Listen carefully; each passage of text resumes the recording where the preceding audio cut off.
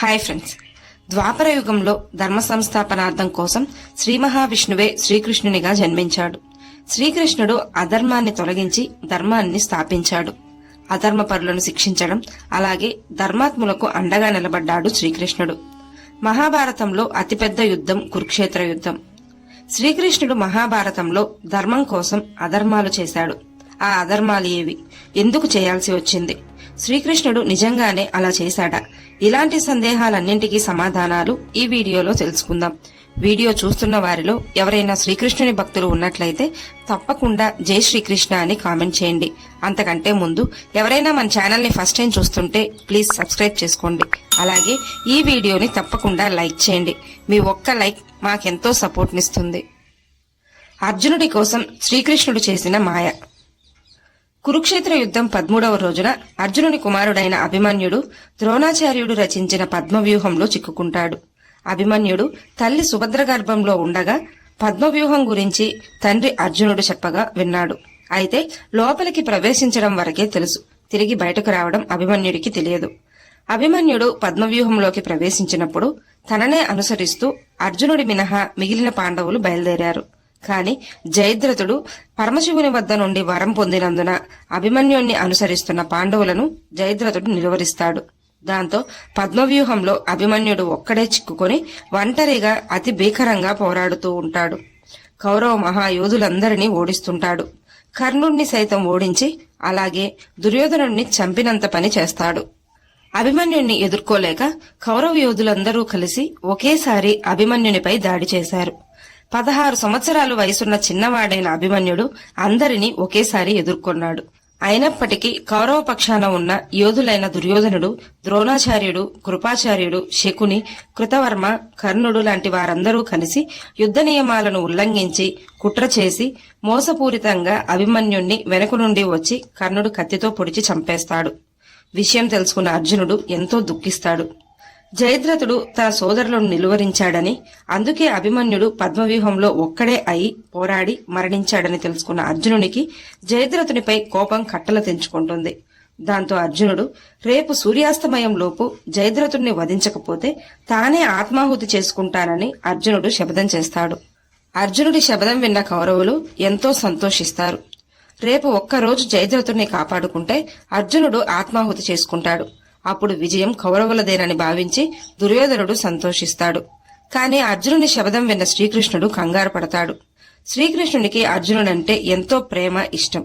కురుక్షేత్ర యుద్ధం 14వ రోజున కౌరవ సర్వసైన్యాధ్యక్షుడైన ద్రోణాచార్యుడు శకట వ్యూహాన్ని రచించి చివరగా జయద్రథుడిని ఉంచి చుట్టూ రక్షణగా కౌరవ యోధులు నిలబడతారు. సైన్యానికి ముందు ద్రోణాచార్యుడు నిలబడి యుద్ధానికి సిద్ధమవుతాడు. అర్జునుడు మొదట ద్రోణాచార్యుడితో తలబడతాడు. గురు శిష్యులిద్దరూ పోటాపోటీగా యుద్ధం చేస్తుంటారు. సమయమంతా వృధా అవుతోంది, సూర్యాస్తమయం దగ్గర పడుతోందని భావించిన శ్రీకృష్ణుడు రథాన్ని ద్రోణుని ముందు నుండి వేరొక పక్కకు తీసుకెళ్తాడు. అయినా ద్రోణాచార్యుడు ఇంకా కౌరవ యోధులు అర్జునుణ్ణి అడ్డుకొని యుద్ధానికి దిగి యుద్ధం చేస్తుంటారు. శ్రీకృష్ణుడు సమయం మించిపోతోందని భావించి వెంటనే తన సుదర్శన చక్రంతో సూర్యునికి అడ్డుగా ఉంచుతాడు. దాంతో మాయామేఘాలను చూసిన కౌరవులు సూర్యాస్తమయం అయిందనుకుని సంతోషంతో యుద్ధభూమిలోనే ఎగిరి గంతులేస్తుంటారు. అలా వారు ఆనందిస్తూ జయద్రథునికి రక్షణగా ఉన్న వారంతా తప్పుకొని వారి వారి సంతోషాలలో ఉంటారు. వెంటనే శ్రీకృష్ణుడు జయద్రథుని వైపుకు రథాన్ని పోనించి తన సుదర్శన చక్రాన్ని వెనక్కి తీసుకుని మాయామేఘాలు మాయమవడంతో అర్జునుడు జయద్రథుని తల నరికేస్తాడు. ఈ విధంగా ధర్మాన్ని కాపాడడం కోసం, అలాగే అర్జునుడి కోసం మాయామేఘాలు సృష్టించి శ్రీకృష్ణుడు అధర్మం చేయక తప్పలేదు. ధర్మాన్ని స్థాపించడం కోసమే జన్మించిన శ్రీకృష్ణుడు ఏం చేసినా తప్పులేదు. ధర్మాత్ముడైన ధర్మరాజుతోనే అబద్ధం చెప్పించిన శ్రీకృష్ణుడు. కురుక్షేత్ర యుద్ధంలో భీష్ముడు అంపశయ్యపై ఉన్నప్పుడు దుర్యోధనుడు కర్ణుణ్ణి యుద్ధానికి రమ్మని ఆదేశిస్తాడు. యుద్ధం 11వ రోజున దుర్యోధనుడు ద్రోణాచార్యుణ్ణి సర్వసైన్యాధ్యక్షుణ్ణి చేస్తాడు. ఇక అప్పటి నుండి ద్రోణాచార్యుడు కురుక్షేత్ర యుద్ధంలో పాండవ సేనలపై విరుచుకుపడ్డాడు. క్లిష్టతరమైన వ్యూహాలు రచించి పాండవ సేనలను భయభ్రాంతులకు గురిచేశాడు. ద్రోణాచార్యుని సమక్షంలోనే ఎంతో మహాయోధుడైన అభిమన్యుడు మరణించాడు. అలా రోజురోజుకి ద్రోణాచార్యుడు కురుక్షేత్రంలో పాండవ సేనలను నిలువనీయకుండా చేయసాగాడు. పాండవులు ద్రోణాచార్యుణ్ణి ఎదుర్కోలేకపోతే విజయం కష్టతరమవుతుందని భావించిన శ్రీకృష్ణుడు ఒక ఉపాయం పన్నుతాడు. భీముణ్ణి పిలిచి అశ్వత్థామ అనే బలమైన ఏనుగును చంపి అశ్వత్థామను చంపేశాను అని ద్రోణాచార్యుని ముందు అరవమంటాడు. దాంతో భీముడు అశ్వత్థామ అనే ఏనుగును చంపి ద్రోణాచార్యుని ముందుకు వెళ్లి అశ్వత్థామను చంపేశాను అంటూ గట్టిగా అరుస్తూ హడావిడి చేస్తుంటాడు. ద్రోణాచార్యుడు భీముని మాటలు విని మొదట కంగారు పడతాడు. కాని ఆ తర్వాత అశ్వత్థామ మహాయోధుడు, అంత సునాయాసంగా ఎలా మరణిస్తాడు, అశ్వత్థామ చనిపోయి ఉండడు అని సందేహంలో పడతాడు. అయినా మనసులో అశ్వత్థామకు ఏమైందో అనుకుంటూ ఆందోళన చెందుతాడు. సరైన సమాధానం ఒక్క ధర్మరాజు మాత్రమే చెప్పగలడు. ఎందుకంటే ధర్మరాజు ధర్మాత్ముడు, అబద్ధం అనేదే పలకడు. అందుకే ధర్మరాజును అడగాలని ముందుకొస్తాడు. ధర్మరాజ, అశ్వత్థామ మరణించాడా, నిజం చెప్పు అంటూ ద్రోణాచార్యుడు ధర్మరాజును అడుగుతాడు. ధర్మరాజు అబద్ధం చెప్పనని మౌనంగా ఉండడంతో శ్రీకృష్ణుడు ధర్మరాజుని అశ్వత్థామ చనిపోయాడని చెప్పమంటాడు. ధర్మం కోసం చేసే ఈ పని తప్పు కాదంటూ ధర్మరాజుకి శ్రీకృష్ణుడు చెప్పడంతో ధర్మరాజు ద్రోణాచార్యునితో అశ్వత్థామ హతః అని గట్టిగా చెప్పి చిన్నగా కుంజరహ అని అంటాడు. ధర్మం కోసం శ్రీకృష్ణుడు ధర్మరాజుతో అబద్ధం చెప్పించాల్సి వచ్చింది.